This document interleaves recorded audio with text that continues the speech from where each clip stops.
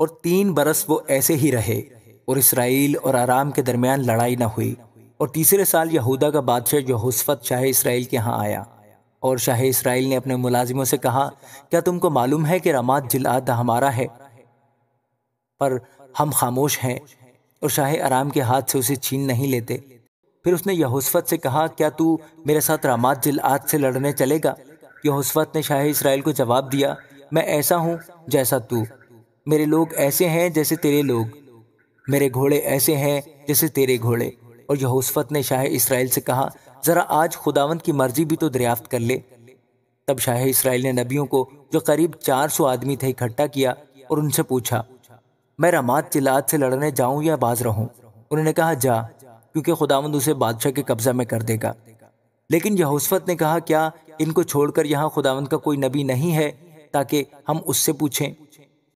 شاہ اسرائیل نے یہوشفت سے کہا کہ ایک شخص املا کا بیٹا مکایا ہے تو صحیح، جس کے ذریعے سے ہم خداوند سے پوچھ سکتے ہیں، لیکن مجھے اس سے نفرت ہے، کیونکہ وہ میری حق میں نیکی کی نہیں بلکہ بدی کی پیشن گوئی کرتا ہے۔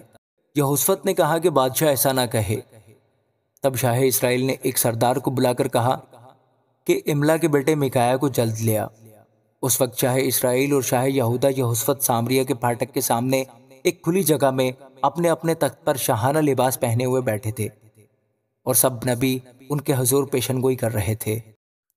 اور کنانا کے بیٹے صدوکیہ نے اپنے لیے لوہے کے سینگ بنائے اور کہا، خداوند یوں فرماتا ہے کہ تو ان سے ارامیوں کو مارے گا جب تک وہ نابود نہ ہو جائیں۔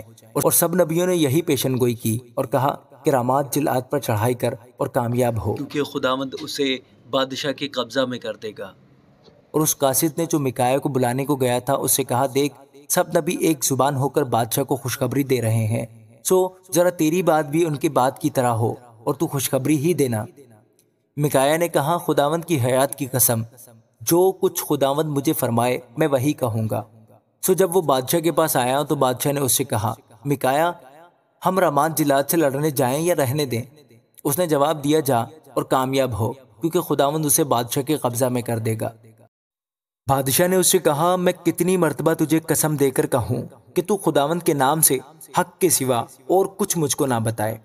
تب اس نے کہا، میں نے سارے اسرائیل کو ان بھیڑوں کی مانند جن کا چوپان نہ ہو پہاڑوں پر پراگندہ دیکھا، اور خداوند نے فرمایا کہ ان کا کوئی مالک نہیں، سو وہ اپنے اپنے گھر سلامت لوٹ جائیں۔ تب شاہ اسرائیل یہوشفت نے کہا، کیا میں نے تجھ کو بتایا نہیں تھا کہ یہ میرے حق میں نیکی کی نہیں بلکہ بدی کی پیشن گوئی کرے گا؟ تب اس نے کہا، اچھا، تو خداوند کے سخن کو سن لے۔ میں نے دیکھا کہ خداوند اپنے تخت پر بیٹھا ہے اور سارا آسمانی لشکر اس کے دہنے اور بائیں کھڑا ہے، اور خداوند نے فرمایا، کون اخیاب کو بہکائے گا تاکہ وہ چڑھائی کرے اور رامات جلعاد میں کھیت آئے؟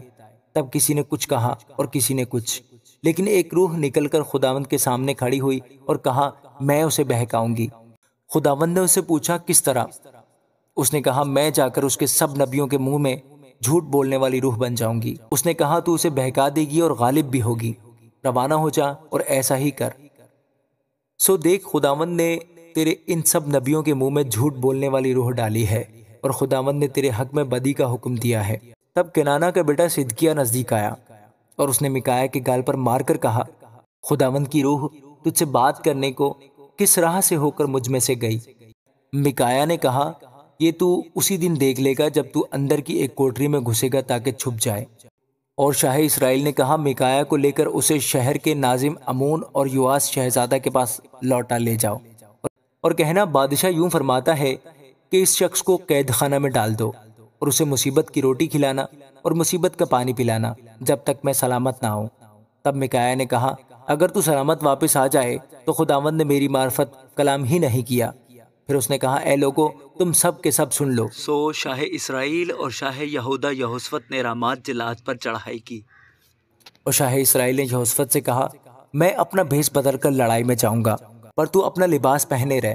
سو شاہ اسرائیل اپنا بھیس بدل کر لڑائی میں گیا۔ ادھر شاہ ارام نے اپنے رتھوں کے 3200 سرداروں کو حکم دیا تھا کہ کسی چھوٹے یا بڑے سے نہ لڑنا سوائے شاہ اسرائیل کے۔ سو جب رتھوں کے سرداروں نے یہوشفت کو دیکھا تو کہا کہ ضرور شاہ اسرائیل یہی ہے، اور وہ اس سے لڑنے کو مڑے۔ تب یہوشفت چلا اٹھا۔ جب رتھوں کے سرداروں نے دیکھا کہ وہ شاہ اسرائیل نہیں تو وہ اس کا پیچھا کرنے سے لوٹ گئے، اور کسی شخص نے یوں ہی اپنی کمان کھینچی اور شاہ اسرائیل کو جوشن کے بندوں کے درمیان مارا۔ تب اس نے اپنے سارتھی سے کہا باغ پھیر کر مجھے لشکر سے باہر نکال لے چل، کیونکہ میں زخمی ہو گیا ہوں۔ اور اس دن بڑے گھمسان کا رن پڑا اور انہوں نے بادشاہ کو اس کے رتھ ہی میں ارامیوں کے مقابل سنبھالے رکھا، اور وہ شام کو مر گیا اور خون اس کے زخم سے بہہ کر رتھ کے پائیدان میں بھر گیا۔ اور آفتاب غروب ہوتے ہوئے لشکر میں یہ پکار ہو گئی کہ ہر ایک آدمی اپنے شہر اور ہر ایک آدمی اپنے ملک کو جائے۔ سو بادشاہ مر گیا اور وہ سامریا میں پہنچایا گیا، اور انہوں نے بادشاہ کو سامریا میں دفن کیا اور اس رت کو سامریا کے تالاب میں دھویا۔ تسبیاں یہی غسل کرتی تھیں، اور خداوند کے کلام کے مطابق جو اس نے فرمایا تھا کتوں نے اس کا خون چاٹا۔ اور اخیب کی باقی باتیں اور سب کچھ جو اس نے کیا تھا، اور ہاتھی دانت کا گھر جو اس نے بنایا تھا، اور ان سب شہروں کا حال جو اس نے تعمیر کیے، سو کیا وہ اسرائیل کے بادشاہوں کی تواریخ کی کتاب میں قلم بند نہیں؟ اور اخیاب اپنے باپ دادا کے ساتھ سو گیا، اور اس کا بیٹا اخزیہ اس کی جگہ بادشاہ ہوا۔ اور آسا کا بیٹا یہوشفت شاہ اسرائیل اخیاب کے چوتھے سال سے یہودا پر سلطنت کرنے لگا۔ اور جب یہوشفت سلطنت کرنے لگا تو 35 برس کا تھا، اور اس نے یروشلم میں 25 برس سلطنت کی۔ اس کی ماں کا نام عزوبہ تھا جو سلیحی کی بیٹی تھی، اور اپنے باپ آسا کے نقش قدم پر چلا، اس سے وہ مڑا نہیں، اور جو خداوند کی نگاہ میں ٹھیک تھا اسے کرتا رہا، تو بھی اونچے مقام ڈھائے نہ گئے۔ لوگ ان اونچے مقاموں پر ہنوز قربانی کرتے اور بخور جلاتے تھے۔ اور یہوشفت نے شاہ اسرائیل سے صلح کی، اور یہوشفت کی باقی باتیں اور اس کی قوت جو اس نے دکھائی اور اس کی جنگ کرنے کی کیفیت، سو کیا وہ یہودا کے بادشاہوں کی تواریخ کی کتاب میں قلم بند نہیں؟ اور اس نے باقی لوتیوں کو جو اس کے باپ آسا کے عہد میں رہ گئے تھے ملک سے خارج کر دیا، اور ادوم میں کوئی بادشاہ نہ تھا بلکہ ایک نائب حکومت کرتا تھا۔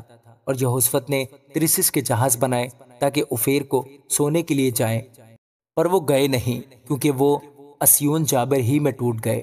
تب اخیاب کے بیٹے اخزیہ نے یہوشفت سے کہا اپنے خادموں کے ساتھ میرے خادموں کو بھی جہازوں میں جانے دے، پر یہوشفت راضی نہ ہوا۔ اور یہوشفت اپنے باپ دادا کے ساتھ سو گیا، اور اپنے باپ داؤد کے شہر میں اپنے باپ دادا کے ساتھ دفن ہوا، اور اس کا بیٹا یہورام اس کی جگہ بادشاہ ہوا۔ اور اخیاب کا بیٹا اخزیہ شاہ یہودا یہوشفت کے 70ویں سال سے سامریا میں اسرائیل پر سلطنت کرنے لگا، اور اس نے اسرائیل پر 2 برس سلطنت کی۔ اور اس نے خداوند کی نظر میں بدی کی، اور اپنے باپ کی راہ اور اپنی ماں کی راہ اور نبات کے بیٹے یروبام کی راہ پر چلا، جس سے اس نے بنی اسرائیل سے گناہ کرایا، اور اپنے باپ کے سب کاموں کے موافق بال کی پرستش کرتا اور اس کو سجدہ کرتا رہا، اور خداوند اسرائیل کے خدا کو غصہ دلایا۔ آمین۔